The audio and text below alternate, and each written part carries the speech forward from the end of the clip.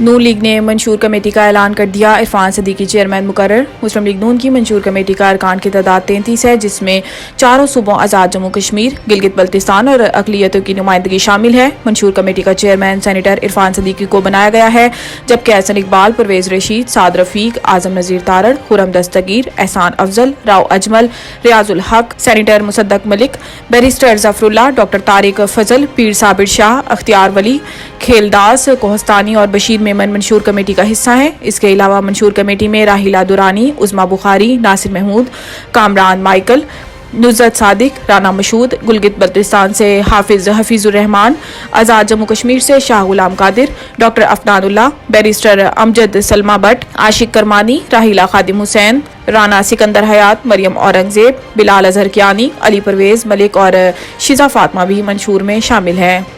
लाहौर रायवंड में नून लीग और MQM के वफ्द के दरमियान मुलाकात। MQM के वफ्द में खालिद मकबूल सदीकी, फारूक सत्तार और मुस्तफ़ा कमाल शामिल थे, जबकि नून लीग की तरफ से मुलाकात में शहबाज शरीफ, मरियम नवाज, ख्वाजा साद रफीक और परवेज रशीद भी शरीक हुए।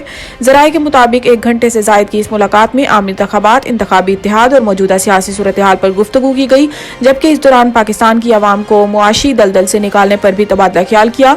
MQM के ज़राए के मुताबिक नवाज शरीफ ने सिंध की अबतर सूरत हाल, मरदमशुमारी और हल्का बंदियों पर MQM के मौक़िफ़ की तायीद की।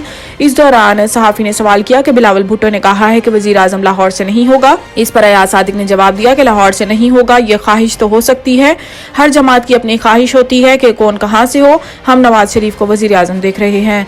मुफादात के टकराव से मुतल्लिक बनाई गई कमेटी से डायरेक्टर मीडिया अलग हो गई।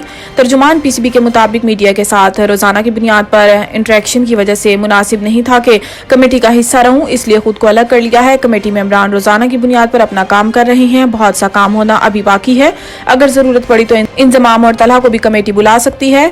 आलिया रशीद का मौक़िफ़ है कि अभी तक बोर्ड ने इंजमामुल हक का इस्तीफा कबूल नहीं किया। मुफादात के टकराव का जायजा लेने वाली कमेटी बनने पर चीफ सिलेक्टर को इस्तीफा देने की जरूरत नहीं थी। जब तक कमेटी अपनी रिपोर्ट तैयार नहीं कर लेती तो इस वक्त तक चीफ सिलेक्टर की जिम्मेदारियां साबिक टेस्ट क्रिकेटर तौसीफ अहमद समेत किसी भी दूसरे सिलेक्टर को सौंपी जा सकती हैं।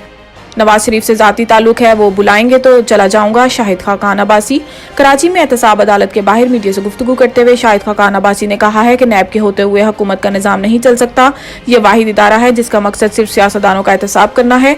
एक सवाल के जवाब में शाहिद खाकान अब्बासी ने कहा है कि पार्टी ओहदे से इस्तीफा दे दिया था, किसी मुशावरत में शामिल नहीं होता। नवाज शरीफ से जाती ताल्लुक है, वो बुलाएंगे तो चला जाऊंगा। साबिक वज़ीर आज़म ने कहा है कि मैंने पहले से कह दिया था कि पार्टी में अगली नस्ल आएगी तो मैं ओहदेदार नहीं रहूंगा। मुस्लिम लीग नून में मौजूद हूँ, मगर नए इलेक्शन में हिस्सा लेने के कायल नहीं।